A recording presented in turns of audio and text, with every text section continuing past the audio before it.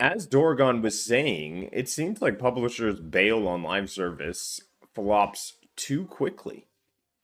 And this is from a Warframe CEO saying that games of late, like Suicide Squad Kill the Justice League, Knockout City, Hyperspace, Babylon's Fall, and Anthem, have all suffered from people quitting too quickly before your game has a chance to survive out there. I think the examples he brings up in the article, like Fallout 76, I've never played, but No Man's Sky absolutely doubled down on making their game better instead of giving up. And now you see massive, massive increase. I believe I posted an article, I'll share it shortly, that shows PlayStation's player count went up by 500%. Steam's player count is up in the 250,000. This is all from a new update on an 8-year-old game.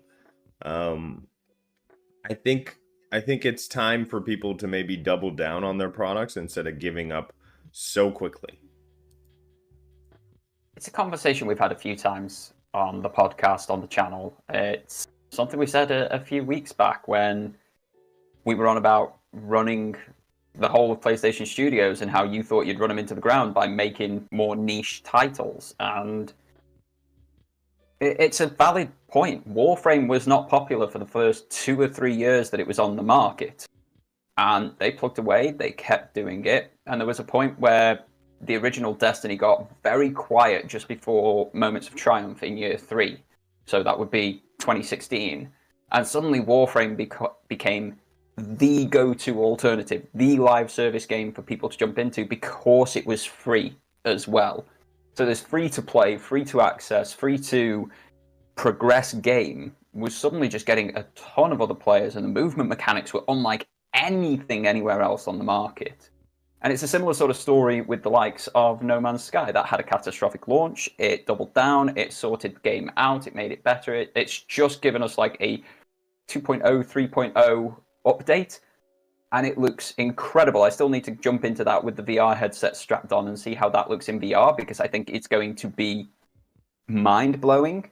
Anthem had something there. Wibblesniff and I played a lot of Anthem. Wibble a lot more than I did, but we both played Anthem. We both absolutely adored the traversal mechanics. I still adore those traversal mechanics. But again, they sort of dropped off, left it behind, and moved on before they could even launch the 2.0 update that they said was coming, that was going to fix the game. Knockout City hurts. I adored Knockout City. That was a great 3v3 dodgeball title. Great little party game. Huge amounts of fun. But again, they sort of dropped it within 12, 18 months on the market. Suicide Squad, it's only just been on the market 6 months. And we know that's not going to go on beyond the 12 months of content that they had planned, which has not been really well thought out at all. And a lot of it comes down to publishers. It's as we said a few weeks back, you've got corporations running the arts, and when corporations are running things, they want things to make money. All they care about is money number go up. And when money number don't go up, they pull the plug. When you've got an arts-based industry like video games, you can't have that because it has a detrimental effect on these games that need time to grow, flourish, and find their footing. Destiny would not be what Destiny is if it had not been given the time to grow, flourish, and find its footing.